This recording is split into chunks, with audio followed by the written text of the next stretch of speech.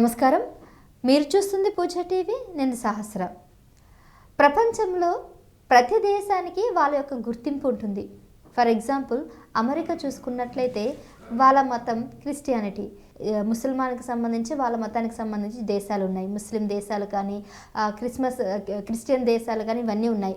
కానీ ఎక్కడికి వెళ్ళినా కూడా మన భారతదేశానికి సంబంధించి హిందూ సనాతన దేశం అని బయట అంటున్నారు. కానీ నిజంగానే మన భారతదేశంలో మరి హిందువులు మాత్రమే ఉన్నారా అంటే ఇది సెక్యులర్ దేశం అని మన రాజ్యాంగమే చెప్తుంది అంటున్నారు. మరి మన రాజ్యాంగం ప్రకారం భారతదేశంలో హిందువులకి సమాన హక్కులు లేవా, వివక్ష చూపిస్తున్నారా అనేది ఇప్పుడు మనకి ముందున్న ఒక ప్రశ్న. మరి దీనికి సంబంధించి చాలా విషయాలు ఈరోజు లోతుగా తెలుసుకుందాం. అసలు నిజంగానే భారతదేశంలో హిందువులకి సమాన హక్కులు లేవని భారత రాజ్యాంగం వివక్ష చూపిస్తుందంటూ ప్రతి రాష్ట్రంలో వెళ్ళి ప్రజలకు అవగాహన కల్పిస్తున్నారు మాజీ సిబిఐ డైరెక్టర్ మన్నెం నాగేశ్వరరావు గారు. మరి సార్ని అడిగి ఈ విషయం మీద క్లుప్తంగా డీటెయిల్స్ అన్నీ కూడా సార్ని అడిగి తెలుసుకుందాం. నమస్కారం సార్. నమస్కారం అమ్మా. సార్, ఇన్ని రోజులైతే నేను భారతదేశంలో ఉన్నా కాబట్టి ఇది మన హిందూ దేశం, ఇది నా దేశం అనే ఆలోచనతోనే ఇప్పటివరకు ఉన్నాను. ఇంకా చాలామంది ఉన్నారు.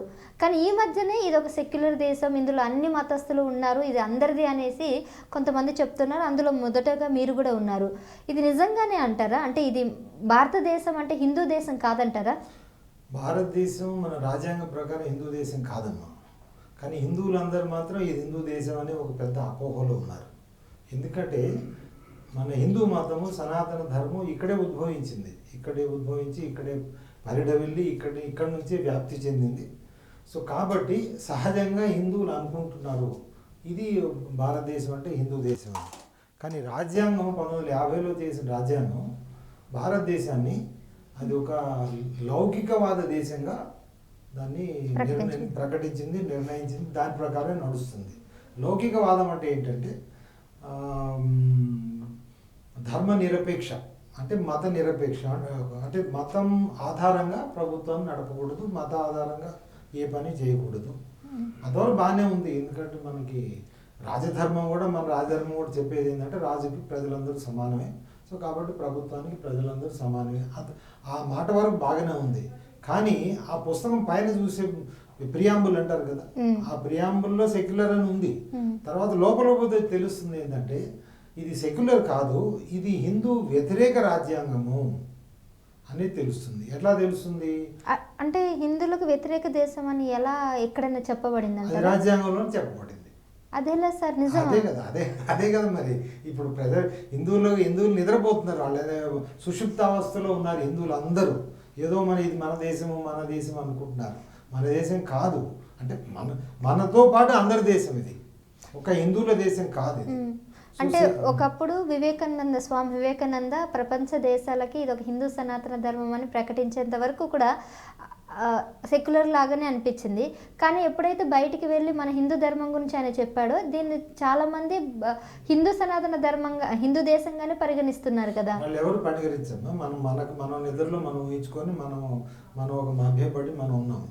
ఏ ప్రపంచంలో ఎవరు కూడా, ఏ దేశంలో కూడా, ఏ క్రైస్తవుడు, ఏ ముస్లిం, ఏ బౌద్ధుడు కూడా భారతదేశం హిందూ దేశం అని అనరు.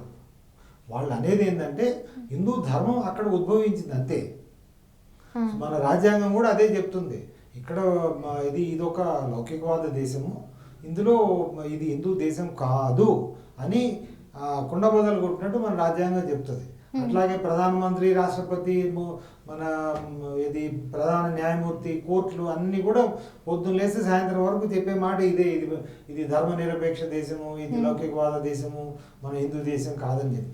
అయినా కానీ మూర్ఖపు హిందువులు ఏంటంటే ఇది హిందూ దేశం అని అదొక ఏమంటారు దాన్ని మభ్యపడి ఉన్నారు వాళ్ళు.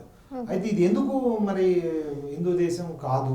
అవును, ఎందుకు కాదంటే మన రాజ్యాంగం 1940-50లో రాజ్యాంగాన్ని మనం తయారు చేసుకున్నాం. ఆ రాజ్యాంగంలో ఇది రాసింది ఏంటంటే ఇది secular country, India shall be a secular country. కొంతమంది అనొచ్చు 1976లో రాజ్యాంగాన్ని సవరించి సెక్యులర్ అనే పదాన్ని అందులో జోడించారని. కానీ పదం జోడించకపోయినా కానీ అది అంతకుముందు నుంచి అన్ని రకాలుగా కూడా అది లౌకికవాద రాజ్యాంగమే. ఆ రాజ్యాంగం మన దేశాన్ని లౌకికవాద దేశం అని ప్రకటించింది.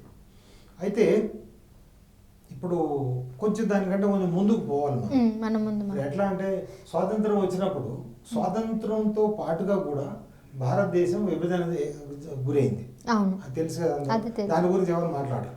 ఉమ్, పాకిస్తాన్ అనే దేశం కూడా ముస్లిం దేశంగా ఏర్పడింది. ఉమ్. ఆ దేశం ఎందుకు విడిపోవాల్సిన కారణం ఏంటి? మేమంతా కూడా యూనిటీగా ఉన్నాం, మా మతస్థులందరికీ కాదు. సపరేట్గా కావాలని. మేము ముస్లింలు ఏమన్నారంటే ఉమ్, మేము హిందువులతో కలిసి ఉన్నాము, మా దేశం మాకు కావాలి. ఇది ఈనాడు కాదు, 1884 ఆ ప్రాంతంలో సర్ సయ్యద్ అహ్మద్ అని అలీగఢ్ ముస్లిం యూనివర్సిటీ స్థాపించిన అతను మొట్టమొదటిసారి ముస్లింలకు పాకిస్తాన్ ప్రత్యేక దేశం కావాలి అని ఆ రోజు మొదలుపెట్టాడు. ఆ తర్వాత ముస్లిం లీగ్ ఏర్పాటైన తర్వాత జిన్నా కూడా అందులో కాంగ్రెస్లో ఉన్న జిన్నా అటు వెళ్ళిపోయి జాయిన్ అయ్యారు. వాళ్ళంతా కలిసి మాకు ప్రత్యేకంగా ముస్లిం దేశం కావాలని. సో ఆ చరిత్ర చూసుకుంటే మొత్తం సరే చివరికి మత ప్రాతిపదిక మీద మన భారతదేశాన్ని విడగొట్టారు. మరి ఇద్దరు అన్నదమ్ములు వాళ్ళు వారసత్వంగా వచ్చిన వాళ్ళ ఆస్తిని పంచుకుంటే ఎవరిది వాళ్ళకి అయిపోవాలి కదా. అవును. మరి ఒక తమ్ముడేమో తన ఆస్తి తను తీసుకొని మళ్ళీ అన్నగారి ఆస్తిలో నాకు బాగా ఉందంటే ఎట్లా కుదురుతుందా? కానీ మరి మన వాళ్ళు అలానే చేశారు.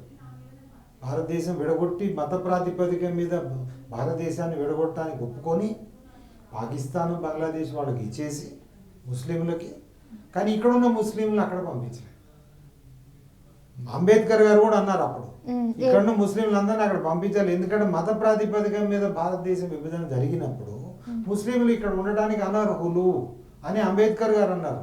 మీరు నేను కాదు అన్నది. అయినా కానీ ఆయన మాటలు పట్టించుకోలేదు ఎవరు. అప్పుడంతా కూడా కాంగ్రెస్ పాలన ఇదంతా ఎవరి పాలన కాదమ్మా, అందరి తప్పు ఉంది అందులో. కాంగ్రెస్ లో తప్పు ఉంది, కాంగ్రెస్ నాయకుల తప్పు ఉంది, మిగిలిన పార్టీలు సిపిఐ, ఇప్పుడు ఉదాహరణ కమ్యూనిస్ట్ పార్టీలు వాళ్ళు విభజనని సమర్థించారు. అట్లాగే చాలా పార్టీలు ఉన్నాయి కదా ఆ రోజుల్లో కూడా. సో ఆ పార్టీలు అందరూ ఇప్పుడు సరే కాంగ్రెస్ అనుకుందాం, మరి మిగిలిన హిందువులు ఏం చేస్తారు? వాళ్ళు ఏమన్నా నిద్రపోతున్నారా? సో సరే ఇక్కడ నుంచి ఎవరిని పోనీలే. ముస్లింలు అందరూ పాకిస్తాన్లో ఉన్న ముస్లింల కంటే భారతదేశంలో ఎక్కువ ముస్లింలు ఉండిపోయారు. అవును, ఇప్పుడు కూడా అది కావటమే కాదు, సరే అయిపోయింది, సరే ముస్లింలు ఉన్నారు, మనము మత ప్రాతిపదిక మీద మన దేశాన్ని రాజ్యాంగం చేయకూడదు, లౌకికవాదంగా చేయాలి అని అనుకున్నారు. అంతవరకు బాగానే ఉంది.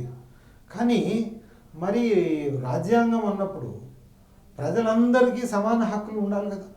ఉన్నాయి కదా, కానీ లేవు. ఎందుకంటే మనకి రాజ్యాంగంలో ఆర్టికల్స్ 25, 26, 27, 28, 29, 30 ఈ 6 ఆర్టికల్స్ మన మతపరమైన, సాంస్కృతికపరమైన, విద్యాపరమైన హక్కులు నిర్ణయిస్తాయి.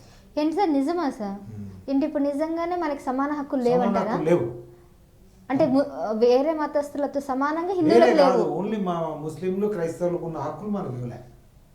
క్రైస్తవులకి ముస్లింలకి ఇచ్చిన హక్కులు కూడా హిందువులకి లేవు. ఇవ్వలే. ఇప్పుడు మత ప్రాతిపదిక మీద మన దేశాన్ని విభజించిన ముస్లింలకి ఎక్కువ హక్కులు ఇచ్చి, ఏదైతే దానికి ఏది మన సఫరర్స్ ఎవరైతే ఉన్నామో హిందువులకి, మన బాధితులైన హిందువులకి మాత్రం తక్కువ హక్కులు ఇచ్చారు. అది మన రాజ్యాంగంలో ఉన్న గొప్పతనం అన్నట్టు. అంటే ఈ దేశంలో ఉన్న అత్యధిక మెజారిటీలో ఉన్న హిందువులకి సరైన సమాన హక్కులు ఇవ్వలేదు. మీరు ఏ దేశంలో అయినా వెళ్ళి చూడండి. మీరు అమెరికా పోతే క్రైస్తవులకు తక్కువ హక్కులు ఉంటాయా? మీరు బ్రిటన్లో ఉంటాయా? ఫ్రాన్స్లో ఉంటాయా? ఉండవు. అట్లాగే మీరు సౌదీ అరేబియా పోతే అక్కడ అసలు ముస్లిం తప్పితే ఎవరు ఉండడానికి వీళ్ళే లేదు. పాకిస్తాన్ వాళ్ళు అక్కడ ముస్లిం తప్పితే ఎవరు ఉండడానికి వీళ్ళే లేదు. కానీ ఇక్కడ మాత్రం ఈ మన స్వదేశీయులైన హిందువులకి సమాన హక్కులు ఇవ్వకుండా ముస్లింలకి, క్రైస్తవులకి ఇచ్చారు. అవేంటంటే మీకు వివరంగా చెప్తాను. ఇప్పటికీ కూడా నేను నమ్మలేకపోతున్నా, హిందువులకి సమాన హక్కులు లేకపోవడం. మరి అదే కదా ఇప్పుడు సమస్య ఏంటంటే హిందువులు ఎవరు చదవరమ్మా. మనం న్యూస్ పేపర్లు, వార్తాపత్రికలు ఏదో వస్తే అది మన రాజకీయ నాయకులు ఏం చెప్తే అది మాట్లాడటం, దాన్ని చూసి నమ్మటం, లేకపోతే ఆర్ఎస్ఎస్ వాళ్ళు చెప్పింది నమ్మటం, లేకపోతే ఇది. సో రాజ్యాంగం అని పూజిస్తాం. చాలా మంది నరేంద్ర మోదీ మొదలు పెడితే అందరూ రాజ్యాంగాన్ని పూజించాలని. అందులో ఏముందో మాత్రం చదవం. అసలు ఏముంది సార్ రాజ్యాంగంలో?